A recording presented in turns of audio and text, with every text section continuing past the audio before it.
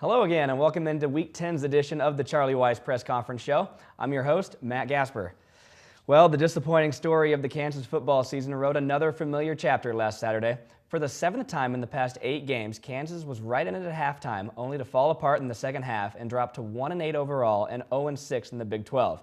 The Jayhawks haven't won a conference game in the past 18 tries, which dates back to a 28-point fourth-quarter comeback win against Colorado exactly 2 years ago today. Coach Weis said a few weeks ago that his most urgent goals were to get a conference win and to win a game on the road.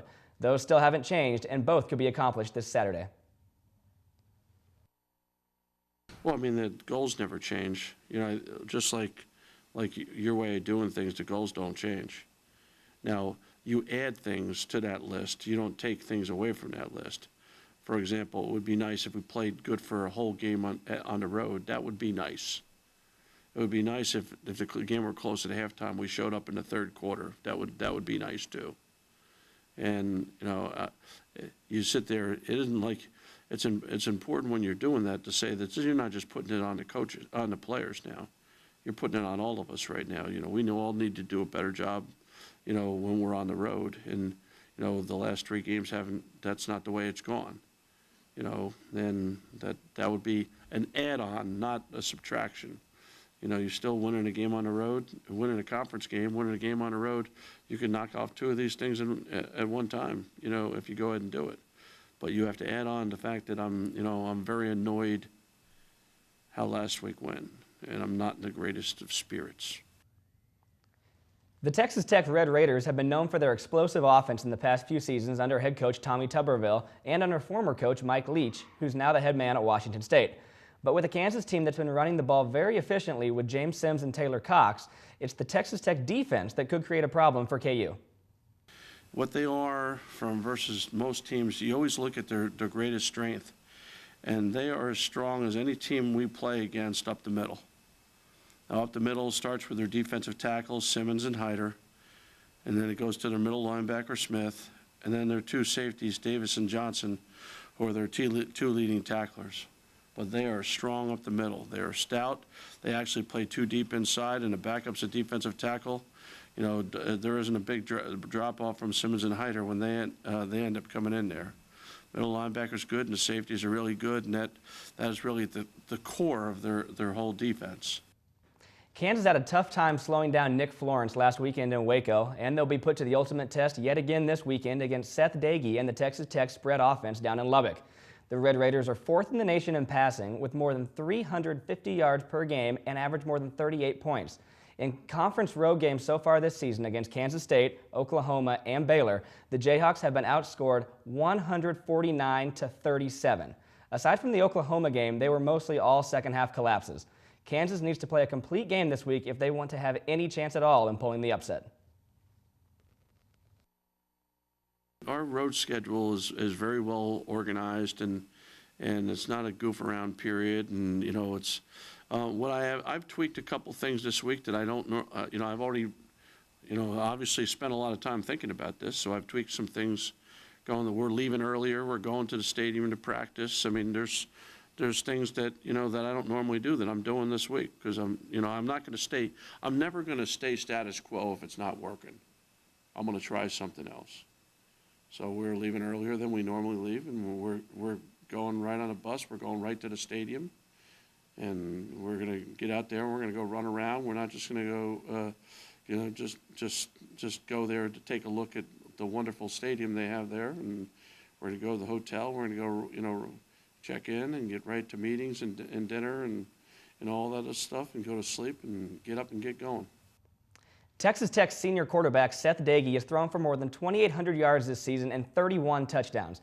To put into comparison, both Jayhawk quarterbacks Dane Christ and Michael Cummings have thrown for a little more than 1,400 yards and just 4 touchdowns combined. Dagey has only thrown for fewer than 300 yards in just 2 of the Red Raiders' 9 games, and he's had 4 games where he's thrown for at least 5 touchdown passes. With the way the KU defense has played last week against Baylor and the way they played all season on the road, it presents little doubt that Dagey will have yet another big game on Saturday. The first thing starts with Dagey. You know, he's having a heck of a year. He throws for 318 yards a game. He's thrown 31 touchdown passes versus 8 interceptions. So he's just having a wonderful year. He's got, Moore and Ward to throw it to. Moore, who's 6'4", 212, and runs real well. I thought at once he was just a go-to guy, but the more you watch the tape, you see Ward's has just about just as many catches, even though he's 6', 204. Ward's a little faster, and he's a big deep threat, and he runs good routes. But between the two of them, and last week in the game, Amaro got banged up some. Now they list him as a tight end at 6'5", 257.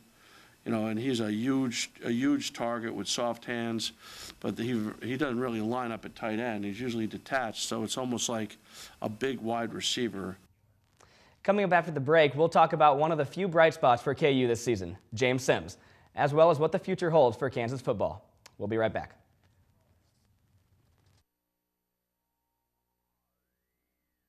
As easy as you think, being hot, young, and still single. Add that you have this annoying accent, and finding Mr. Right can be really tough.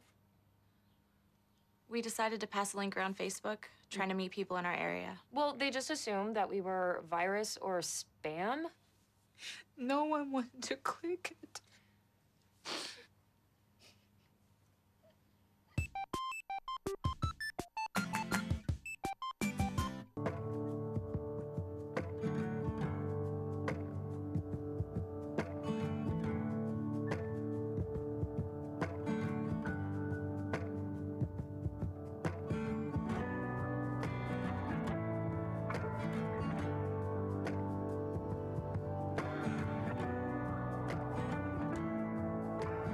Talk to your kids about the dangers of prescription drug abuse.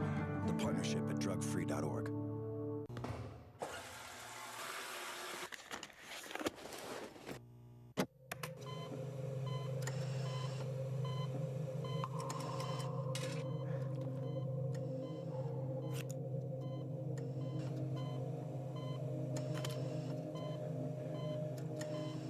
Every year, 2 million kids play doctor by taking pills not prescribed to them. Talk to your kids about the dangers of prescription drug abuse. The partnership at drugfree.org. I never should have clicked on that link. It promised to unlock the secret of male enhancement, but it didn't. All it did was brag to my entire friend list that I had found a cure for the average male and that they should try it too. Once you spam your mom with a message telling her to increase the size of her manhood, family dinners have been a little weird.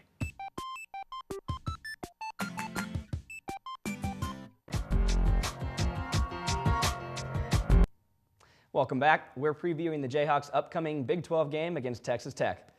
Well, the Jayhawks' offense is averaging just 15 points per game, which puts them third to last in the entire FBS, ahead of just 1-8 Colorado and winless UMass. Another compelling statistic is that the Hawks' red zone scoring efficiency. Again, Kansas ranks third to the bottom, scoring just 60% of the time when the ball is inside the opponent's 20-yard line. James Sims has been Kansas's big playmaker in nearly every game this season, and now he's adjusting to a new role. I think the number one thing James is starting to do is he's starting to become more of a potential leader on the team. Because before he was just a ball carrier. He'd just come and run plays. But now, when everyone kind of rallies around you, like the offensive line rallies around you, and everyone kind of rallies around you because you're the workhorse, you're the bell cow.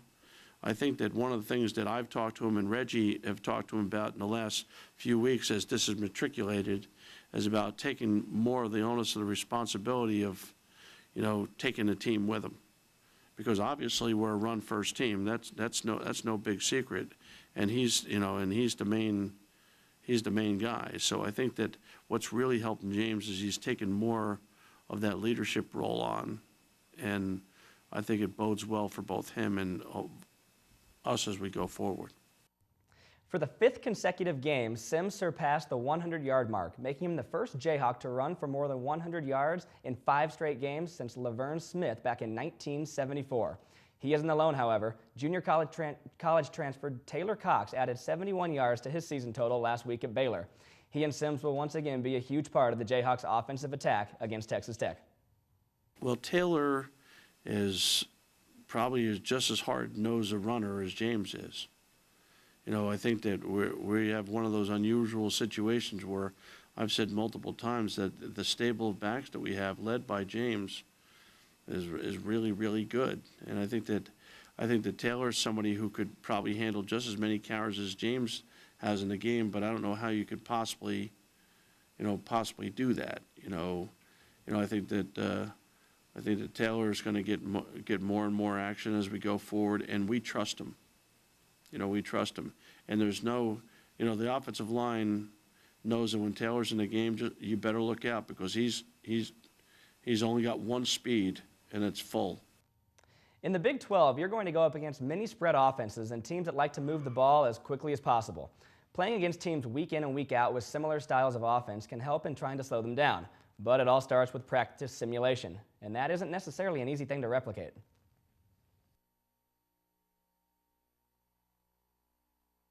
I think that no matter how you practice, you can't simulate. Even if you practice with 2 huddles so that you're going, they still have to look at cards to see what the play is to try to give you the best simulation, and they're not as good athletes as the guys that they're simulating. So still, at the end of the day, you can give them the looks that they're going to go against, but not at the tempo.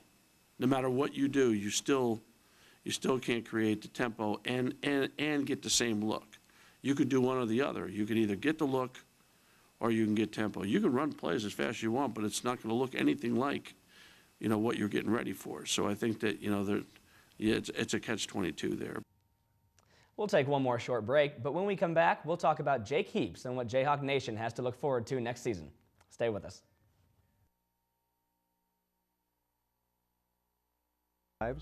But I know what's in first, our children. Native American youth are the most at-risk population in this country. And that's why I created the Center for Native American Youth. We are working with tribes and families to improve the lives of Native American children, and most of all, promote hope. We focus on preventing teen suicide and shining a light on the challenges Native youth face. Please help us build better opportunities for Native American children. Visit our website. Welcome to Fogels.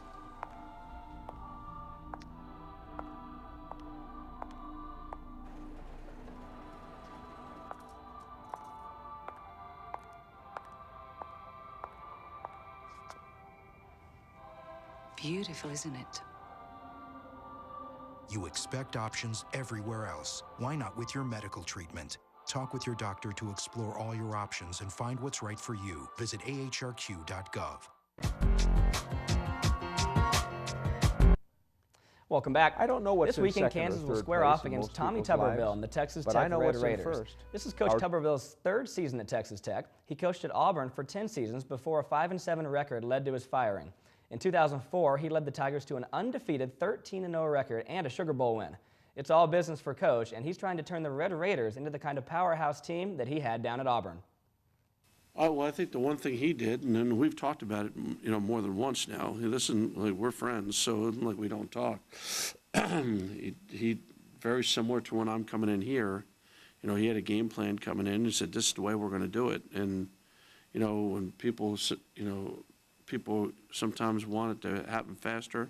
You want it to happen faster. Just so you know, you want it to happen faster too. But I think that he stuck by it, and just looking how they always were scoring some points there. But now the defense is ranked in the top 20 in the country. Now all of a sudden he's got himself a more complete team than just one-sided one way or the other. And being that he's a defensive guy by trade, I'm sure that brings a smile to his face that they're playing much more stout on defense. With just 3 games remaining this season, it's never too early to start looking ahead to next year's campaign. Kansas will likely have BYU transfer quarterback Jake Heaps under center and a new target for him to throw at, Justin McKay, who was declared ineligible by the NCAA for this season. Heaps is another 5-star guy, but he's had the chance this season to learn the offense and to get more familiar with Coach Weis' system. If you thought the Big 12 teams were torching this Kansas defense, Coach Weis says Heaps has been doing it just as well. He's been able to learn the offense, and obviously if he were the quarterback, you'd tailor it more towards him. If whoever the quarterback is, you tailor it more towards them. Okay, but he's learned the offense, and he's formed relationships with a lot of guys, especially guys that aren't the front line guys that are developing players, because he spent a lot of time with them. I mean, he's the head guy down there on the show team, and let me tell you something, he's the show team player of the week every week. We never give it to him, but it isn't even close. Every week he's the guy. That poor defense, you think that they get passes completed on them in the game? You should see this guy in practice. Okay, well, that's good and bad, by the way. I just figured I'd throw that out there. But all I'm saying is he gets an opportunity. He has fun in practice, because he's just down there with all the, he's with Justin McKay. And like if Justin does something wrong, he'll say, come on, Justin, get out of the break. He's developing relationships with people that he could potentially be playing with if he ends up being a quarterback. And last but not least, he's really helps us in recruiting. And that wraps up this edition of the Charlie Weis Press Conference Show. Kickoff on Saturday is scheduled for 11 a.m. down in Lubbock against the Red Raiders. We'll be back next week as Kansas prepares for its final home game of the season against the Iowa State Cyclones. Until then, I'm Matt Gasper and Rock Chalk Jayhawk.